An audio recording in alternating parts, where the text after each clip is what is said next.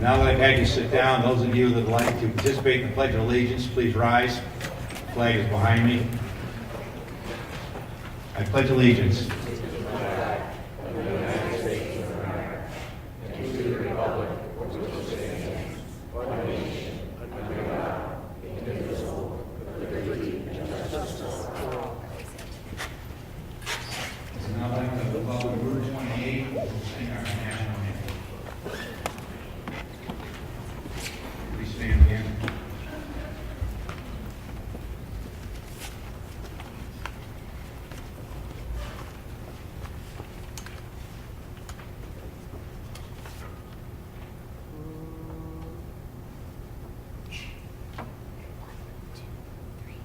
Oh, say, can you see by the dawn's early light what so proudly we hailed at the twilight's last gleaming, whose broad stripes and bright stars through the perilous fight o'er the ramparts we watched were so gallantly streaming, and the rocket's red glare, the bombs bursting in air, gave proof through the night that our flag was still there. Oh, say, does that star-spangled banner yet wave o'er the land of the free and the home of the brave?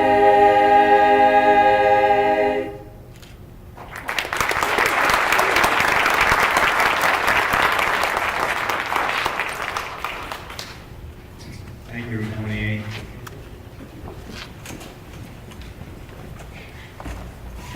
I'd like to welcome you all to the 2018 deliberative session for the Governor Wentworth Regional School District. My name is Randy Walker. I have the pleasure and privilege of serving as your moderator today. For those of you that are unfamiliar with the people up front, let me introduce them to you. From right to left, we have in the back Heather Cummings, and if you raise your hand just as I call your name. She's our assistant superintendent. We then have Wendy Fenderson, who's the at-large school board member from New Durham. We then have Bridget Edwards, who's the school board member from Effingham. We then have Catherine Frothingham, school board member from Ossipee. Ernie Brown, the at-large member from Brookfield. We then have Stacy Trice, the school board member from Wolfboro. We have Julianne Cardinals, the school board member from New Durham. We have Timothy Eldridge, the at-large member from Effingham. We then have John Whitmer, the vice chair and school board member from Cliftonborough. Dr. James Manning, who's the chair of the board, as well as from Brookfield. And we have Kathleen Cuddy Bigberg, who's the superintendent of schools. We then have Dave Sayward, who's the school district attorney. Mary Patry, our business administrator, as well as the school board clerk, and then Linda Murphy, who is our secretary. Before delving into any substantive matters today, there's a few preliminary matters that I'd like to dispense with. First, there may be a few members in the audience who are not registered voters, and although I'm more than happy to have you observe democracy in action, I would like to remind you that it's a criminal offense if you should vote on any matter today, and I'm therefore confident that we'll receive your utmost cooperation. Out of curiosity, how many of you are not registered voters? Just raise your hand. Are there any voters that are aware of any people that are unregistered that didn't raise their hand? All right. Well, the purpose of today's meeting is to, in part, explain, discuss, debate the articles that we legally can. But the primary purpose is to determine the form of the articles that will appear on the warrant in March. So we're not going to vote on any articles substantively today. We'll do that on March 13th in each of your respective towns. Again, the purpose of today's meeting is just to determine the form of the article. There's 8 articles to be voted on this year. Article 1 involves the election of school board members.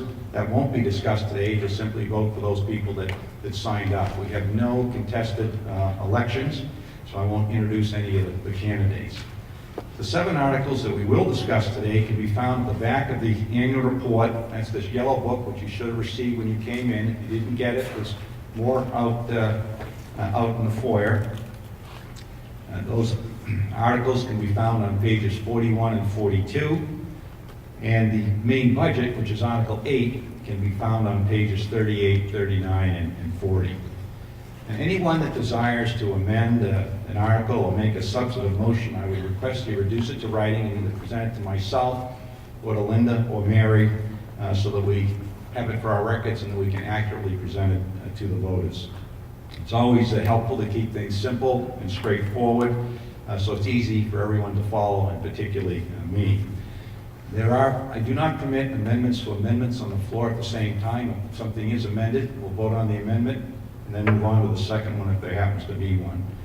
We also operate under SB 2, and there's 3 procedural twists that we have to comply with. The first is you cannot kill an article by tabling or passing over it.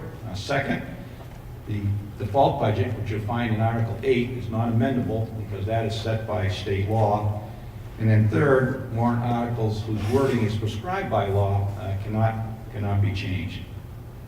Also, no warrant article can be amended to eliminate the subject matter. You can change the dollar amount, you can change the intent, you can change the impact, but you cannot delete the subject matter.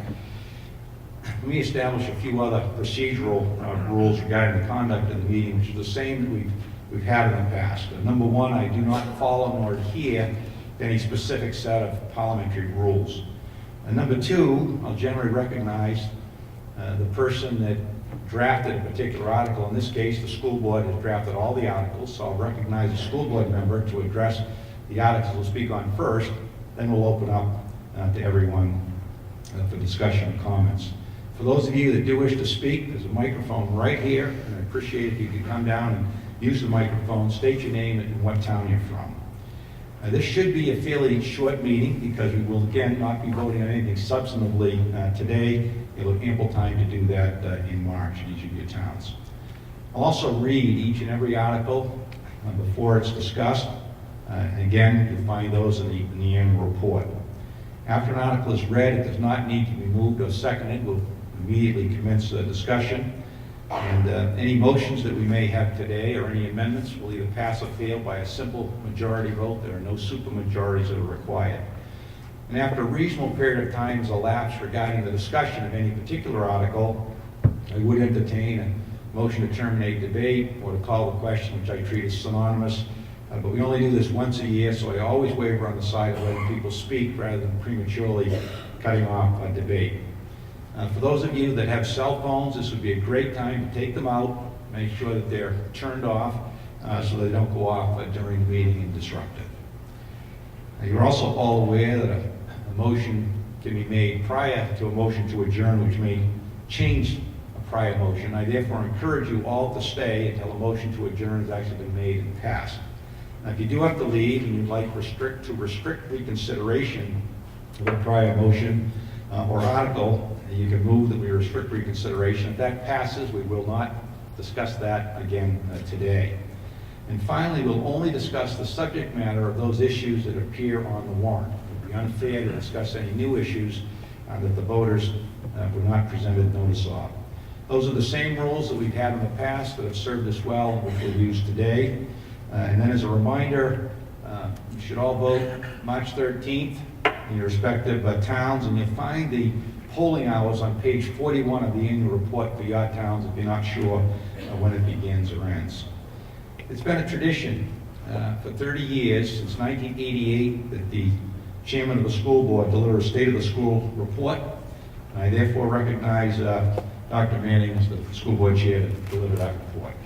Thank you, Randy.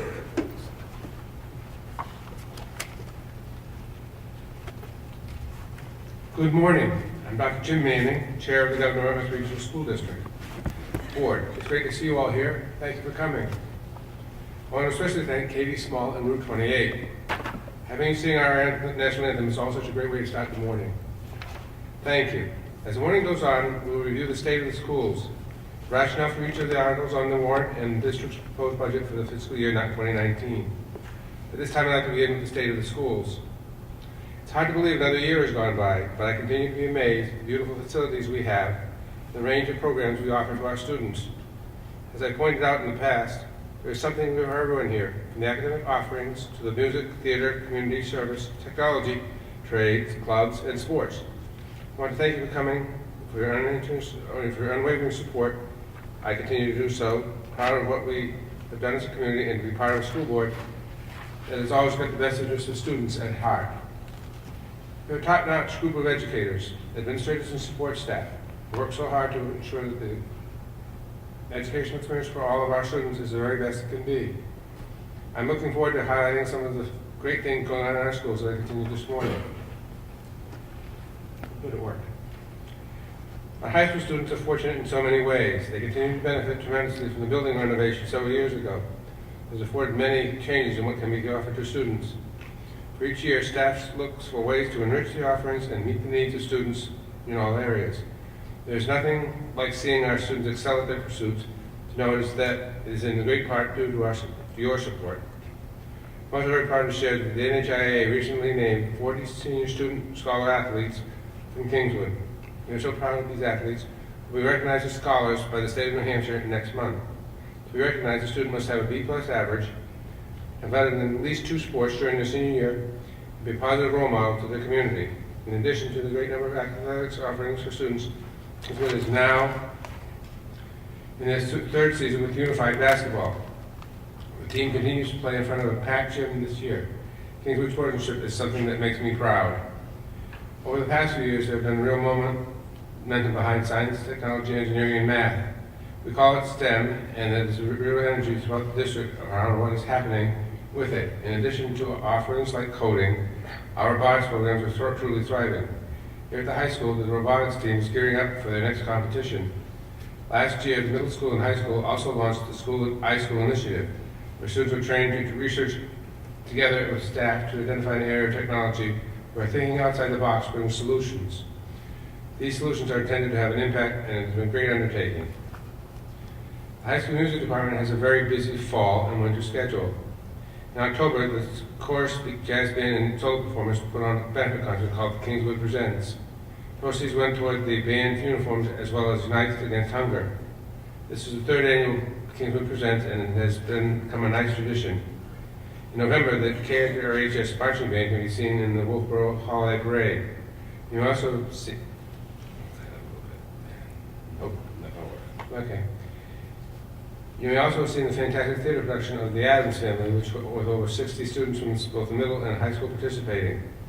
That production also assisted by the Wolfboro Friends of Music and sponsored by an artist in residence for free professional theatrical performance from the Seacoast Repertory Theater to work with our students. Also in November, the state New Hampshire All-State auditions were held, and we had 2 students accepted into the festival, Gavin Williams from 2018, Janice Walker from 2020. 26 students went to the Interlakes High School recently for the Lakes Region Music Fest. This is a regional festival that is meant to bring together the best student musicians from 12 area high schools. It's always a great experience for our students, and I know Mr. Burns is always very proud of how well they did representing Kingswood at this Honor Band and Chorus Festival. Kingswood will host next year. Stay tuned. Kingswood faculty and administration continue to be proud of the kindness and generosity shown by our students throughout the year with the many community service projects. Our high school students started off the year raising money for hurricane relief for Houston after Hurricane Harvey. The Student Council will then went on to lead a school-wide fundraiser to support Puerto Rico and its hurricane relief, raising over $1,100. National Honor Society members completed a roadside cleanup at South Main Street in the fall. The spirit of giving, Kingswood Tackles Hunger again held its food drive in late September, collecting non-perishable food items such as food items and cash donations to the Life Ministries Food Pantry. That was just phenomenal. This past year, students also ran the annual Thanksgiving Food Basket Drive, again delivering over 50 Thanksgiving baskets with food left over to donate. Gratitude goes to Harvest Market for their continued generosity in this project. It was another great year for the Wish Upon a Star project, which distributes Christmas gifts for those who are experiencing financial difficulty during the holidays. Student council displayed over 100 stars for students to take, and all of them were granted. Nights Against Hunger continues to grow. This is a student-run club whose mission is to help alleviate childhood hunger by providing weekend meals and snacks to Kingswood Regional Middle School and High School students in need. This is done in cooperation with the guidance counselors to maintain confidentiality for the receiving students. These are just a few of the examples of the community service that is so important to our students and has become a tradition. These projects, along with so many others, show how much our students care about their community and really want to give back. Blake's Using Technology Center continues to be a fantastic asset for our students and for those who are surrounding districts of Moultonborough, Prospect Mountain, and Farmington. We are small in comparison to other centers across the state, but we offer one of the highest number of programs at 13. Several students at LRTC are currently receiving dual credit through the Comeau Community College, and this is a great opportunity. We celebrate the accomplishments of our students and the high quality of teaching and learning in each of our programs.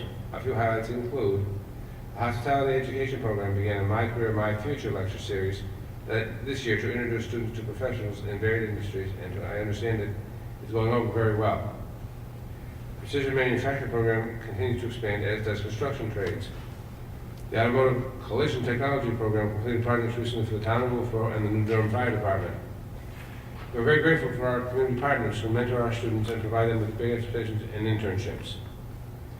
Some notable achievements this past year include FBLA receiving the Golden Seal Award and 12 of our students placing first at events or through their work in their respective programs. These include marketing, education, graphic design, and health science technology.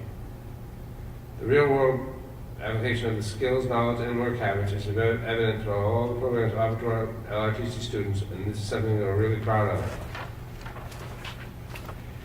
Kingswood Regional Middle School is a place where students from all of our communities come to learn together for the first time, including Middleton students who joined us 3 years ago.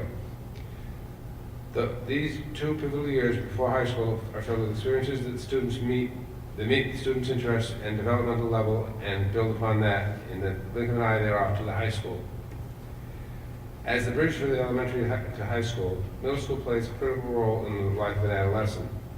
Staff and administration at Kingswood Regional Middle School engage in students in collaborative problem solving and team building while providing a supportive environment. From art classes to science labs, students are finding their niche during this new phase of their lives. Middle school is engaging in self-study throughout the New England League of Middle Schools and will provide a great framework for the continuous growth of our school. We are excited for the opportunities that are ahead for them at Kingswood Regional Middle School. Success of our students at the middle school and high school are built upon a strong foundation across all our elementary schools, in addition to our sister school, Middleton Elementary. As you know, Government Wentworth provides SAU services to the Middleton District, and it's a great partnership for all of us. The Government Wentworth and Middleton faculty and administration work closely together to ensure commonality across our elementary schools. This allows students to receive high-quality education in preparation for joining together as one educational community in the middle and high school.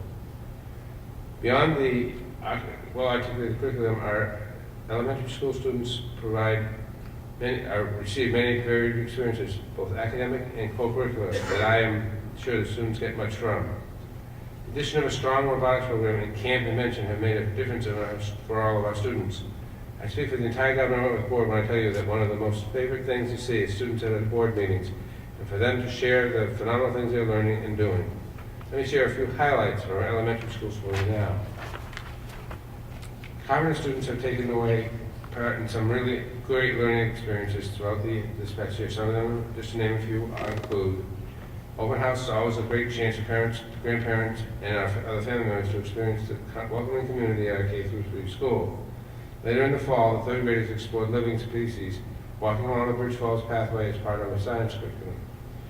And also a chance to meet with the naturalist David Erler from the Comeau Science Center. Red Ribbon Week was a chance for students to take part in a district-wide effort to learn healthy lifelong habits. The annual tradition of students serving one another through Thanksgiving is always a great way to show kindness, and December brings forth another favorite tradition of collecting items from the food pantry.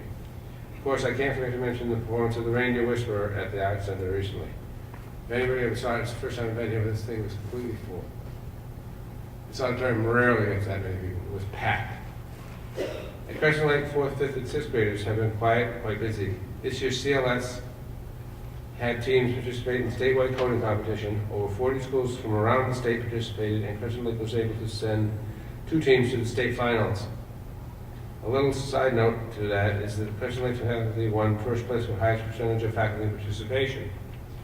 This is just another example of how our teachers' dedication to our students. Some of the highlights include the unicycle demo team's performance in the holiday parade and the community involvement with the Wolfboro firefighters who are so gracious, volunteering their time to teach fire safety. Crescent Lake is really proud of the outcome of their after-school programs where picnic tables were purchased locally, assembled with the help of our technology center students, and then Crescent Lake students painted them. Great project in so many ways. Crescent Lake continues to have tremendous participation in the winter concert. 75th and 6th graders performed in the jazz band, while of course had 94 performers in addition. Crescent Lake has nearly 70 students participating in the 5th and 6th grade band. Excuse me.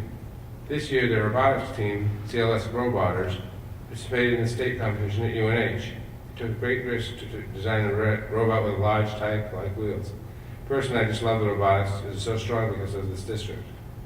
There's something I know that my fellow board members are also very happy to see. It's an important initiative to us, and the generosity from the community members in supporting it has been greatly appreciated. There are many highlights from the Effingham Elementary School this year.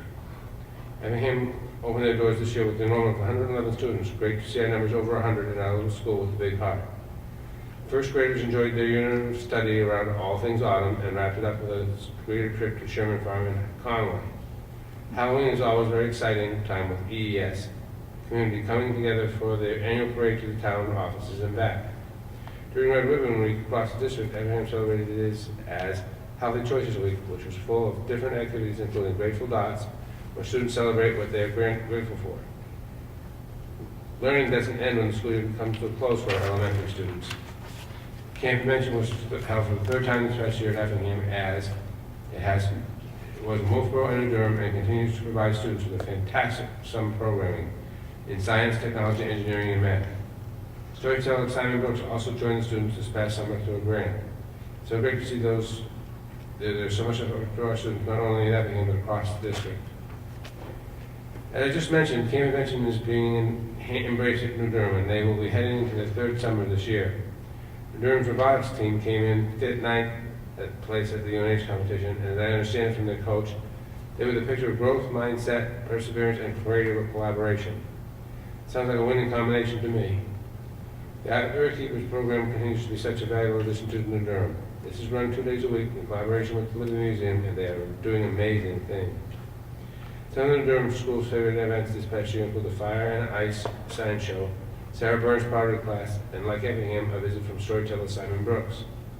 The Durham School benefits from the community partnerships, and a treasured partnership this year was with blacksmith Peter Happney, who worked with the NDS students to develop a metal sculpture to replace the broken clock in the tower. If you haven't seen the tower now, it's really, really nice. New Durham also continues with their focus on the wild child, including a pilot of mindfulness practice. They continue their Friday celebrations to showcase their learning and practice patriotism as a school. This is a great way for students and staff to appreciate the outcome of hard work and a great creative sense of community. We applaud the hard work and dedication of the entire New Durham learning community as they continue to shine and spread their enthusiasm.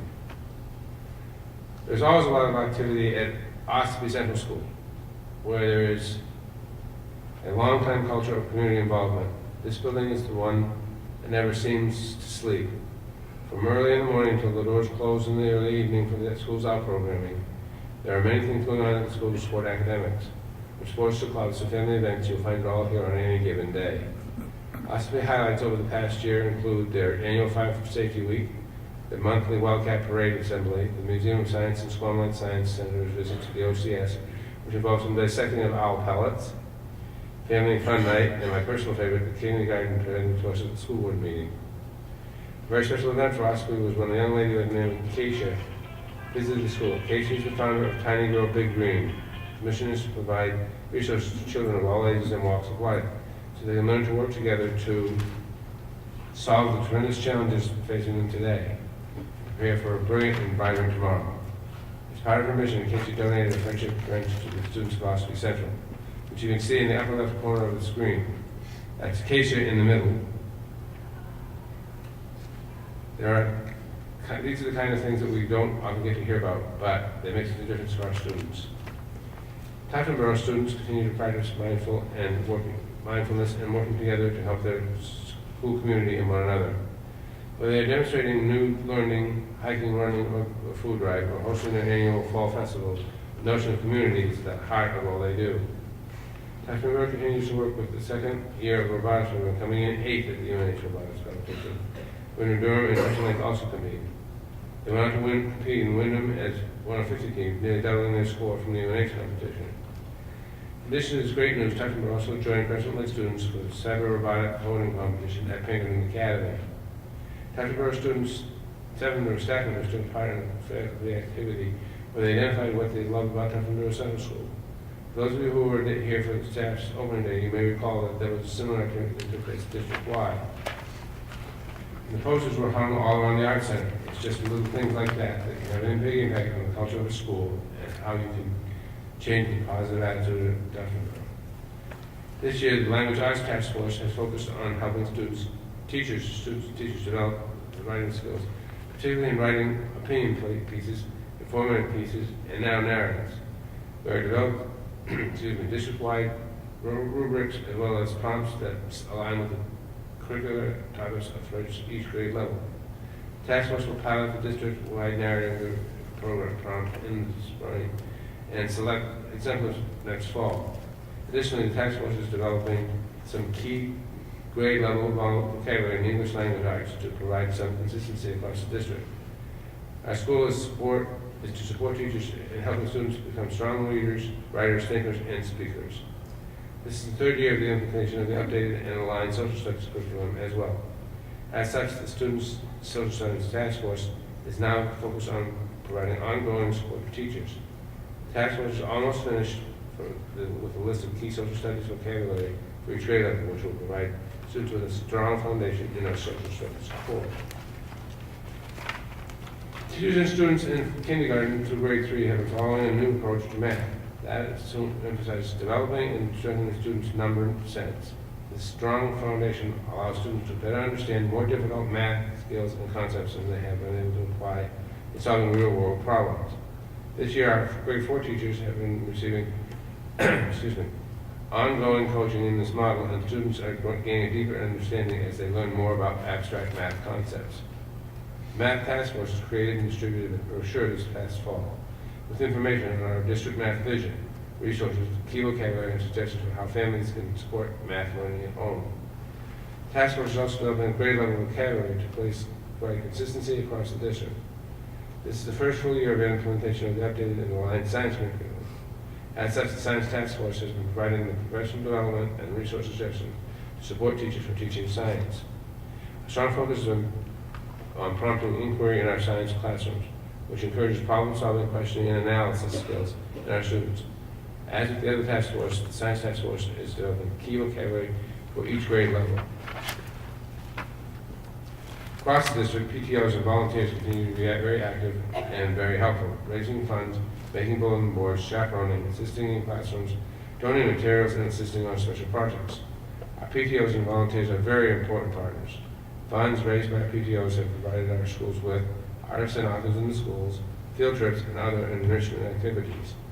Our schools are always among the select schools receiving the New Hampshire Blue Ribbon Achievement Award in honor of the high level of volunteer participation by the PTO and other organizations in our schools. We are all thankful for the participation on behalf of our students. Last year, I am in awe of the nearly 10,000 volunteer hours logged across our elementary school districts. Thank you.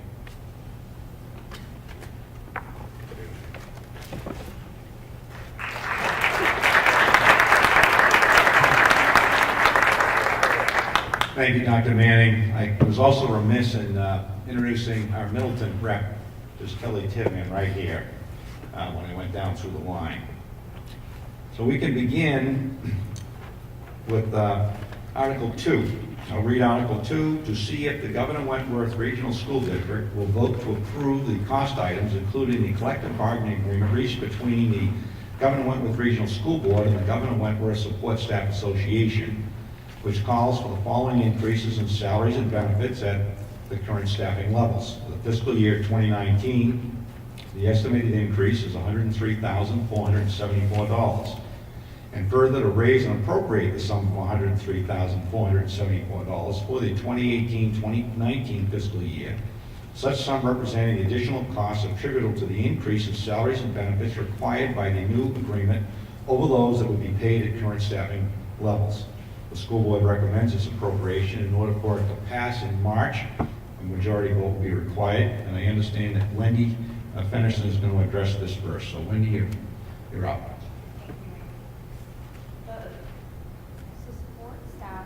You might want to click your microphone on. There's a button on it. Oh, the on button. Is that better? Is that better? That's much better. Okay. Okay, sorry. The support staff GWSSA collective bargaining agreement ends at the close of this fiscal year. The school board is bringing forward an extension of the current agreement. This agreement maintains the current collective bargaining agreement and the benefits, with a salary increase of 1%. We are appreciative of our support staff. They provide our students and faculty with important assistance, and these are some of our hardest working employees. They are critical to the operation of our schools, and we feel that this agreement is very reasonable and does not have a large impact on increasing the budget. The increase is less than a fraction of a percent of the total budget. Are there any questions or discussion regarding Article 2? Seeing none, we will move on to Article 3. Shall the Governor Wentworth Regional School District, if Article 2 is defeated, authorize the governing body to call one special meeting at its option to address Article 2 cost items only. And a majority vote will be required in order for this to pass or fail in March. And again, I'll recognize Wendy to address this. Wendy?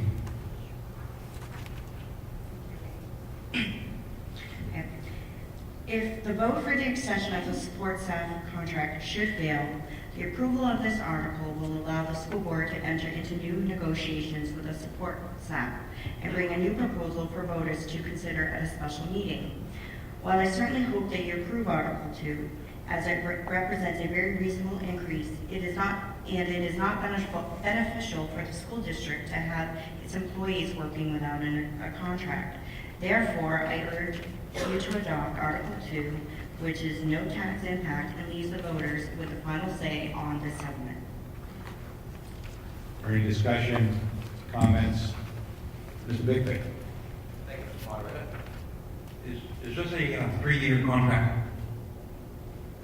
It's just one. It's just 1 year? Yep. Great, thanks. Any further questions on Article 3? Seeing none, we'll move on to Article 4. To see if the Governor Wentworth Regional School District will vote to approve the cost items, including the collective bargaining agreement reached between the Governor Wentworth Regional School Board and the Governor Wentworth Education Association, which calls for the following increases in salaries and benefits at current staffing levels. For the fiscal year 2019, the estimated increase is $199,462. And further, to raise and appropriate the sum of $199,462 for the 2018-2019 fiscal year, such sum representing additional costs attributable to the increase in salaries and benefits required by the new agreement over those we paid at current staffing levels. Again, this is recommended by the school board and will require a majority vote to pass. I understand that Kathy Frothingham is going to address this. So Kathy? The Governor Wentworth Education Association, GWEA, and the school board came to a 1-year collective bargaining agreement. As with the support staff, the agreement with our teachers maintains the current contract provisions, including insurance and steps, and provides a 1% wage increase. We know our teachers work hard and are committed to the students and the community, Some of you may remember a few years ago when the teachers donated 5 days of their salary back to the district. This is only one example of their dedication. We are fortunate to have very fine teachers in the district. We feel that 1% is a very reasonable increase and hope that the taxpayers will support both the GWSSA and the GWEA warrant articles. Is there any discussion regarding Article 4? Any questions, comments? Seeing none, we move on to Article 5. Shall the Governor Wentworth Regional School District, if Article 4 is defeated, authorize the governing board to call one special meeting at its option to address Article 4 cost items only. Again, a majority vote will be required for this to pass or fail in March. And Kathy, you're going to address this as well? Again, while we hope voters will adopt the reasonable contract settlement proposed in Article 4, adoption of this article, should Article 4 fail, authorizes the school board to open negotiations with our teachers and bring voters a new proposal to consider. There is no cost associated with adopting this article. Pretty self-explanatory. Are there any questions, comments, discussion at all regarding Article 5? Seeing none, we'll move on to Article 6. To see if the Governor Wentworth Regional School District will vote to raise and appropriate up to the sum of $60,000 to be added to the Turf Field Capital Reserve Fund previously established, and authorize the use of that amount from the June 30, 2018 fund balance available for transfer on July 1 of 2018. No amount to be raised from taxation. The school board recommends this appropriation, and again, a majority vote be required in order for it to pass or fail in March. And Julianne, you're going to address this, Julianne Cardinal? Each year since 2013, we have presented a turf field capital reserve warrant article. Our beautiful fields have a life expectancy of approximately 12 years at a cost between $700,000 and $750,000 to replace. The capital reserve was established to avoid getting hit with a large expense of a turf replacement all at once. This is a predictable expense. Setting aside a certain amount each year is a more reasonable way for the taxpayers to manage this expense over time. As in prior years, the school board is proposing to fund the account with money from the unreserved fund balance not to exceed $60,000. We would like to stay on schedule and have the money available when the replacement is needed. If this article is approved, we will be right on schedule. Any discussion, comments, questions on Article 6? We're a quiet crowd today. We'll move on to Article 7. Shall the Governor Wentworth Regional School District raise and appropriate the sum of $150,000 for repairs and improvements of buildings and grounds at the Kingswood Regional High School, Kingswood Regional Middle School, the Lakes Region Technology Center, the Kingswood Arts Center, the Carpenter School, Crescent Lake School, Effingham Elementary School, the New Durham School, the Osprey Central School, Tuckerborough Central School, and the SAU 49 Transportation Facility. The school board recommends this appropriation, and Ernie Brown is going to address this. Ernie?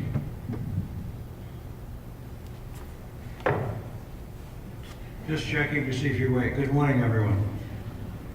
Each year, we are presented a capital improvement warrant article in order to provide a safe and healthy environment for our students and staff, and also to protect our assets.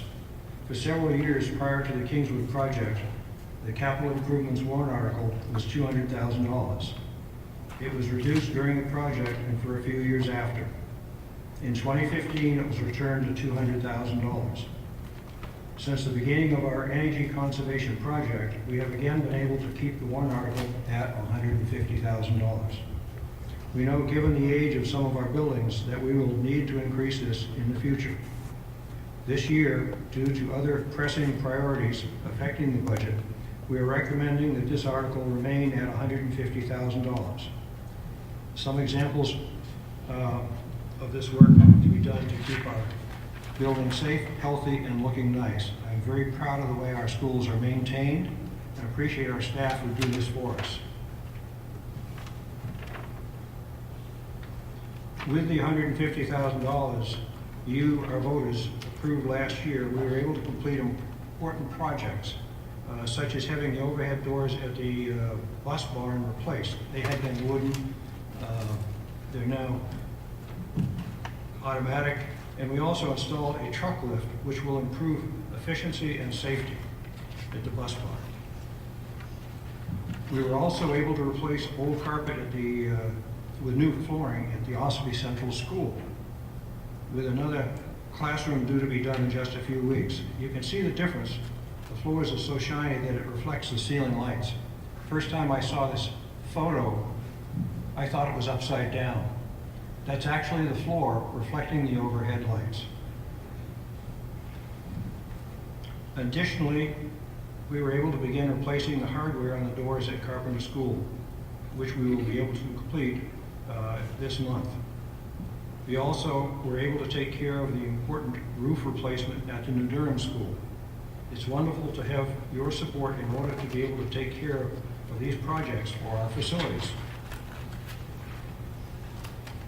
As Dr. Manning mentioned, the tower at New Durham School has a new metal sculpture in place of the clock. Here you can get a great view of it. Thanks to our maintenance staff who made sure that it was securely in place.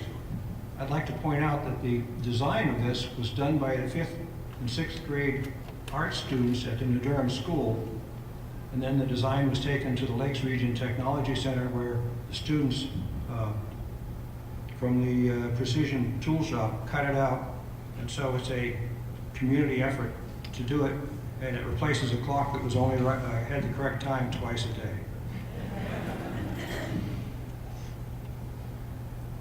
Here you can see the facelift that the Carpenter Elementary School cupola received. The maintenance department primed and painted, as well as replaced the glass to bring out the beauty of the globe in the window. The maintenance crew topped the project off with some fresh paint for the main entrance also. It looks really good. You'd never know it's our oldest school.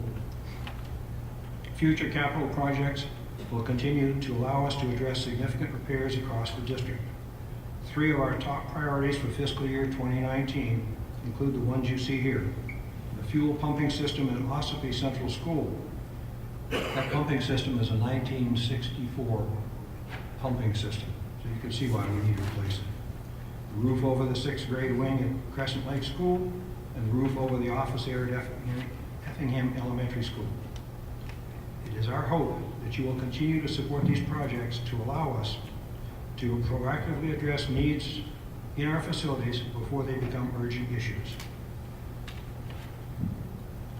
Each year, when we present a capital improvement article, we do a comparison of the cost of maintaining our schools to the cost of maintaining an average home.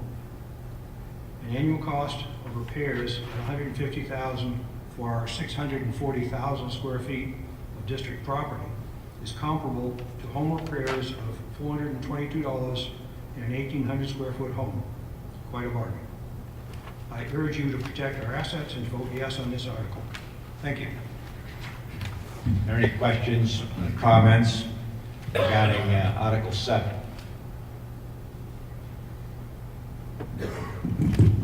Seeing none, we'll move on to Article 8, which is the main budget. Shall the Governor Wentworth Regional School District raise and appropriate as an operating budget, not including appropriations by special warrant articles and other appropriations voted separately, the amount set forth in the budget posted with the warrant, or as amended by a vote of the first session for the purposes set forth therein, totaling $52,409,370. Should this article be defeated, the default budget shall be $52,245,686, which is the same as last year, with certain adjustments required by previous action of the Governor Wentworth Regional School District or by law. Or the governing body may hold one special meeting in accordance with the provisions of RSA 4013, 10, and 16 to take up the issue of a revised operating budget only. Note this warrant article, which is the operating budget, does not include appropriations requested in any of the other warrant articles. I understand that Jack Whitmer will address this. So Jack, you're up. Thank you. Good morning, and thank you for being here at the deliberative session.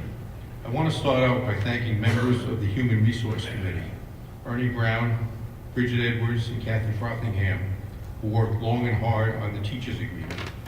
And I'd also like to thank Bridget Edwards, Dr. Jim Manning, and Stacy Trites, members of the Finance Committee, for their work to bring forth to the school board and community a budget that balances the interests of children, families, and taxpayers.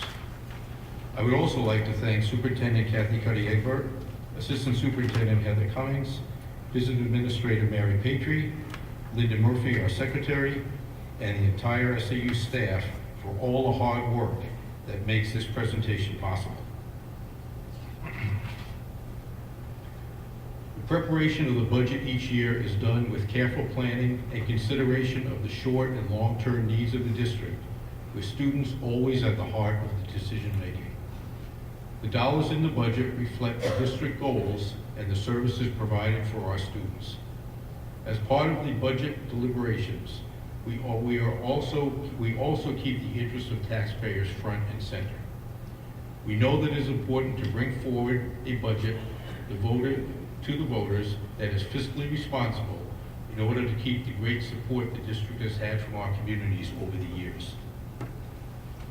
Each year, school administrators bring forward recommendations to the Finance Committee so that our schools have the resources to continue to provide our students with a quality education that will prepare them for the future.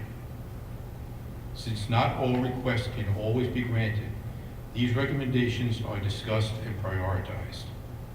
The focus is on assuring that our students are provided with an excellent education and that their individual needs are being met. On the slide, you see both priorities and considerations. This year, we have discussed 2 collective bargaining agreements that are ending in 2018. The Governor Wentworth Support Staff Association and the Governor Wentworth Education Association agreements. Coming to agreements that are acceptable to all has been a priority for us. Economic conditions are also part of the equation. The Finance Committee considers the factors affecting our citizens, such as the rate of unemployment, the Consumer Price Index, and the rate of inflation.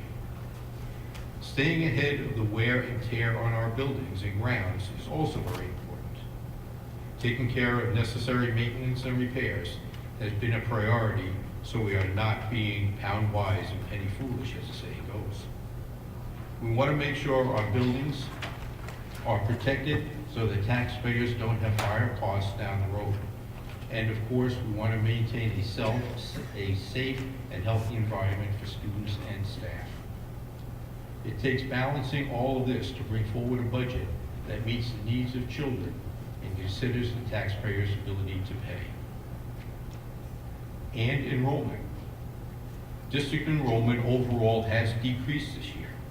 In some schools, Effingham, for example, we have quite a few more students. In the Ossipee and Tuftonboro schools, by contrast, enrollment is lower. Enrollment in each school has varied significantly from year to year. This makes planning difficult. However, our schools have shared or transferred teachers to balance the staffing in each school as the enrollments go up and down. Declining enrollment is an issue across the majority of the state. We anticipated the declining enrollment in our local area, and rather than waiting for the other shoe to drop, we have worked with the administration on staffing. Our class sizes have stayed at or below state averages, and staffing is at a level where students' individual education plans can be properly implemented. However, when the opportunity presented itself to reallocate staff or to reduce positions through attrition in a school with declining enrollment, we have done that. As a result, we are in a better financial position than other districts that are now facing the potential of large-scale staff cuts. There are several indications that the economy is doing well. An unemployment rate of between 5 and 6% is considered full employment. The national unemployment rate is averaging 3.9%. New Hampshire's unemployment rate is under 2.5%. Over the past year, average workers' wages rose at about 2.4%, The rate of inflation rose 2.2%. Social Security benefits are scheduled to increase this year by 2%. The stock market has been reaching record highs and property values have been increasing. These are all signs that the economy is healthy. However, most average people don't have a lot of money in the stock market, and not everyone is experiencing the benefits of economic growth. We understand this and took this into consideration as we prepared this budget. Over the past several years, the board has developed and implemented plans to offset cost increases and the downshifting of costs by the state to local districts. The additional students from Middleton have been an asset to our student body and a benefit to our revenue, which helps offset taxes. The services that the Governor Wentworth Regional School District's SAU office provides to Middleton is another offset to taxes. You may also remember that the district implemented an energy performance contract upon the recommendation of the Building and Maintenance Committee a few years ago. This was another way to save money in order to prevent budget and/or staff cuts and to take care of some of our most critical infrastructure issues. You will notice that we continue to have decreases in the budget related to energy such as propane, oil, and electricity. You will remember that in 2015 we undertook an energy conservation project spearheaded by the Building and Maintenance Committee and Chairperson Ernie Brown. Efficiency improvements were made in lighting, Effingham's boiler air handling units, and doors, and weather stripping were all part of the project. With 2 years of data now, we can see that the project is paying off. Some of the savings is a result of decreasing propane and oil costs. However, our energy usage has dropped significantly in the past 2 years, resulting in additional savings. This project is certainly accomplishing the intended reduction in energy consumption and the cost to the district. This has offset other increases in the budget. This is a quick snapshot of the major budget categories and the status of each. The total budget increase with the teacher's contract and the support staff contract is 3.81%.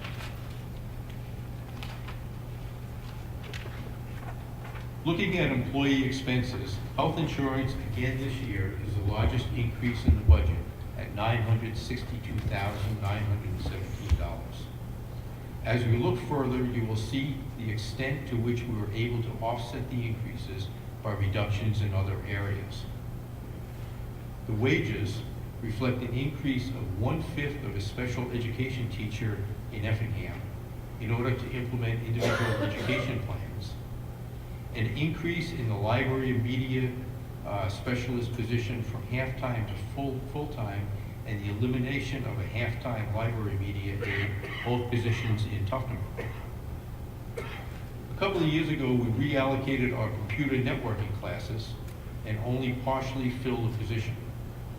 This year, due to the number of students who are requesting the class, we are recommending that the equivalent of one class be added to the schedule at the Lakes Region Technology Center. The state has warned the district that we are not likely to receive the federal dollars we have received in the past to fund our Title I reading programs in Ossipee and Effingham.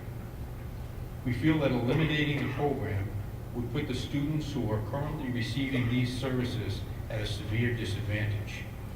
In order to maintain the program, the equivalent of one full-time position to be shared by the two schools is included in the budget. Due to the number of students with special education needs at Carpenter School, a full-time special education teacher for the school has been requested. However, rather than adding a position to the budget, we are going to ask the administration to look at reallocating a position.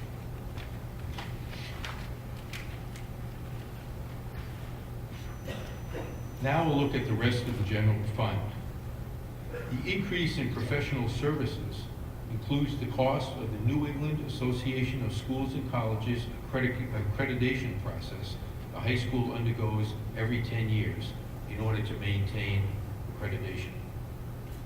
There is also a small increase in funds for services required for students with disabilities. Grant funds that have been used to provide those services in the past are no longer available.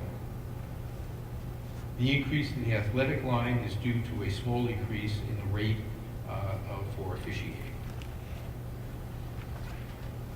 Several categories in the general fund have been reduced. Tuition, travel, electricity, oil and propane, as previously discussed, transportation fuel, supplies, software, and furniture replacement. We are only recommending what is necessary based on projections. The operating expenses increased only $2,606. This is a very small increase when you think about the size of the entire organization. It is incredibly fruitful. In the past few years, we have retired the Ossipee, Effingham, and New Durham bonds. Our debt payment schedule shows decreasing principal on the bond for the Kingswood complex, and a very small decrease of 0.01% in total debt service. We have discussed each warrant article you are seeing here on the screen. However, I do want to note that the turf field article, if passed, will only be funded if there is a fund balance at the end of June 30th, at the June 30th end. No funds needed to be raised as part of the 2000 budget, so there's no additional tax impact from this one article.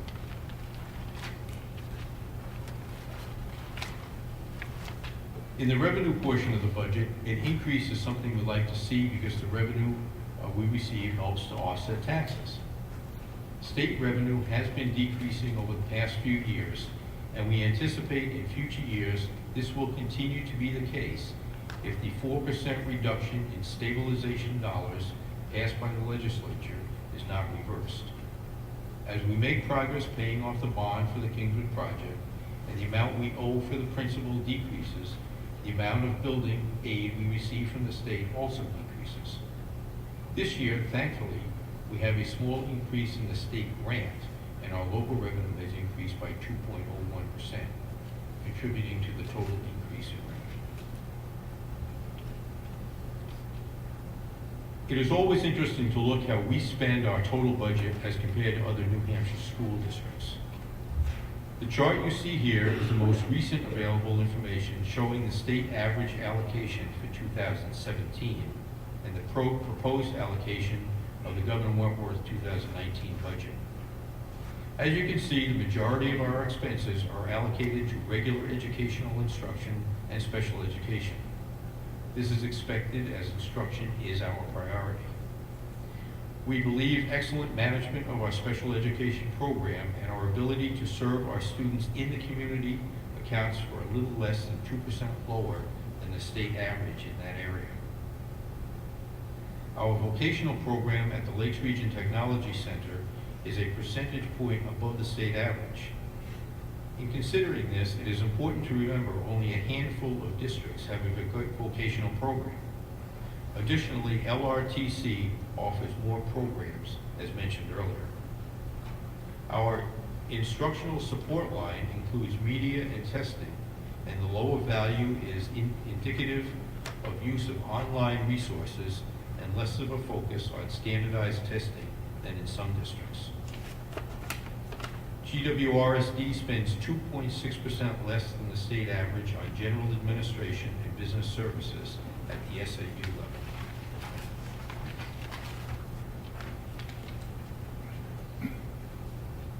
I want to give you a breakdown of the kind of expenses which are included in the general fund. The expense budget can be looked at in 4 different categories. The first category is expenses for employees. Working with young people to prepare them for life requires a great deal of interaction between students and adults. That's really what drives the learning process. Schools are labor-intensive organizations, so it probably doesn't come as a surprise that nearly 78% of expenses are paying for employees. In addition to employees, our second broad area of expense is for those items of which we have little control. This includes items such as electricity, water and sewer, heating oil, telephones, without which we cannot educate our students. 9% of the budget is devoted to these kinds of expenses. The third category is related to legal obligations we have to pay our debt. Debt service uses 7.5% of the budget. And I guess if you look at 78% and 9%, that's 87%, plus 7.5%, 95.5%. Finally, there is a variable category. This is the part of the budget over which we have the most control. It also has the greatest impact on student programs. For example, you can cut athletic officials, but that means fewer games for athletes. This category also includes expenses which may be deferred. These are the expenses we sometimes call pay now or pay later expenses. Because if these areas are not attended to before they become urgent, paying later inevitably means paying more. Building repairs and replacement of school buses is an example of these kinds of expenses. These are the expenses that, when they are deferred, can get a school district or business in financial trouble or can impact health and safety.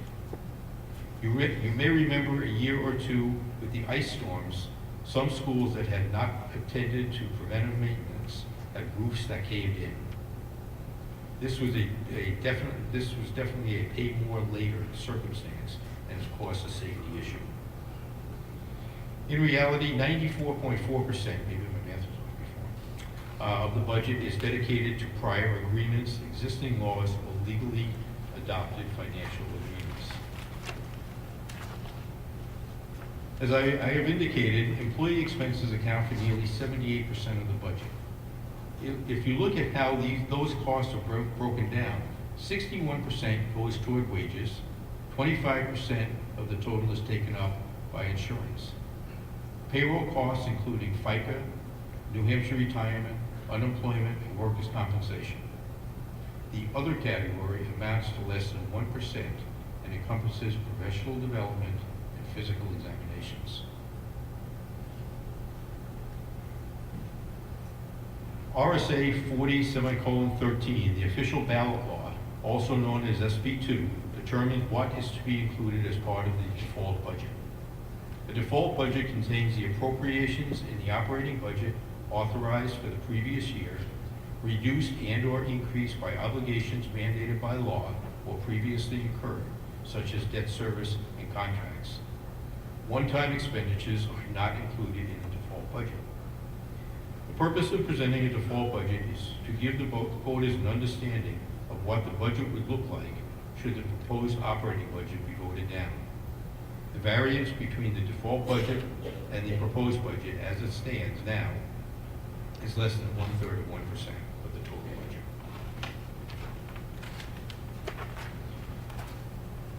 To understand how the money from each community is raised, it is important to review the cooperative formula.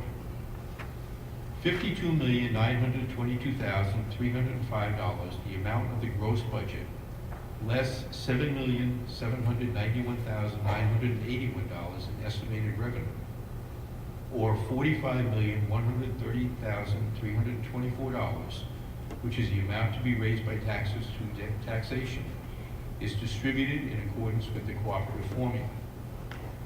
Of that amount, 75% is allocated based on the town's relative position of the average daily membership of students, while 25% is allocated based on each town's relative portion of the district's equalized property valuation. Because all towns are required to pay a state education tax, both the tax and the state adequacy aid are credits used to offset the town's share of this apportionment obligation. Thus, the $45,130,324 is paid as follows.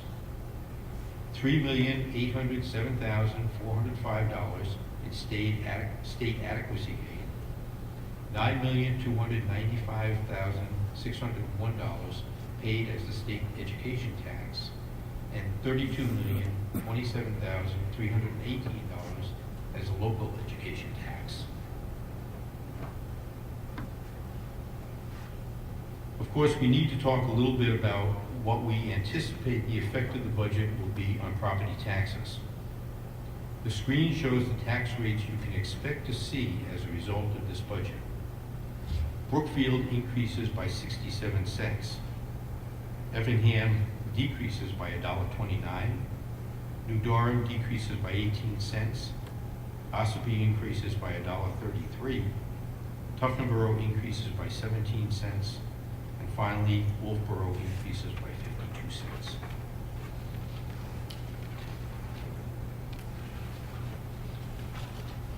No one likes to pay taxes or to see any tax increases.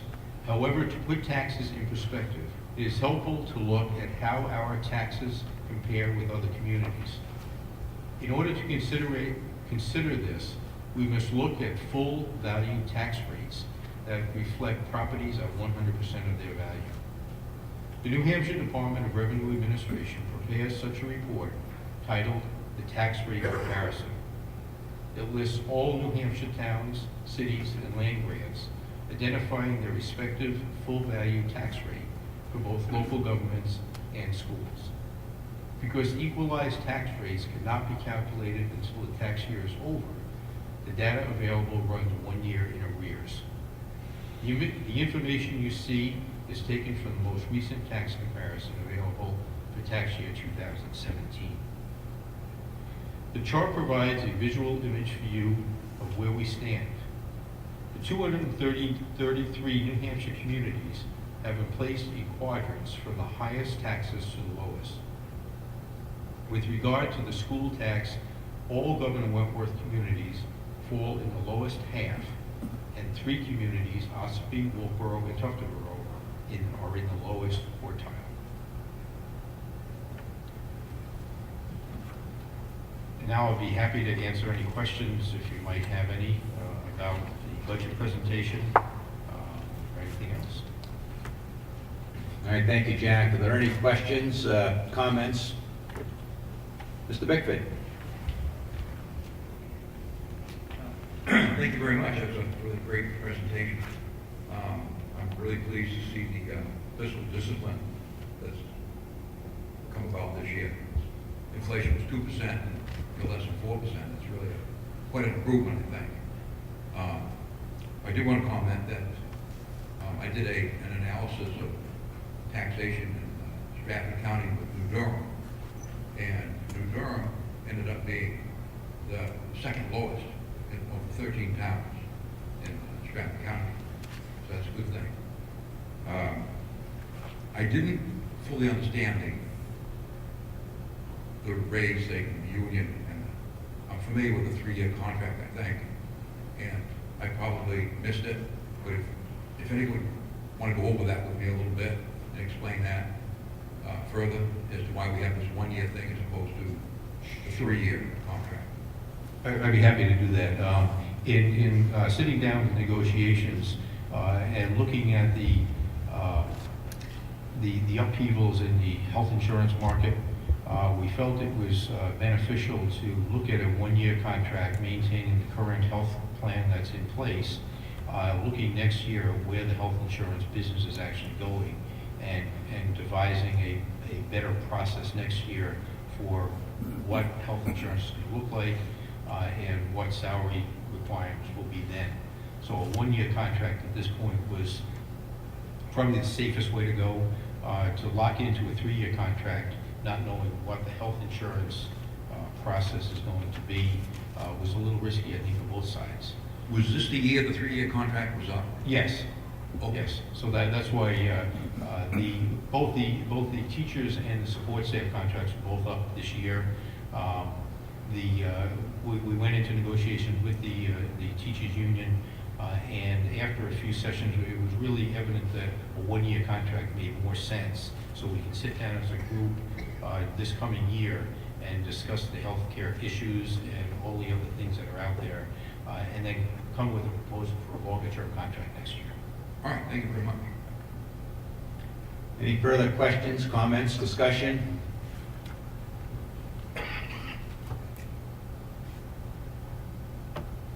Seeing none, we'll move on to new business. Is there any new business that anyone would like to bring up? Seeing none, I will entertain a motion to adjourn. Motion to adjourn. All right, second. All those in favor of adjourning, please say aye. Aye. All those opposed? Thank you very much, ladies and gentlemen. We are adjourned.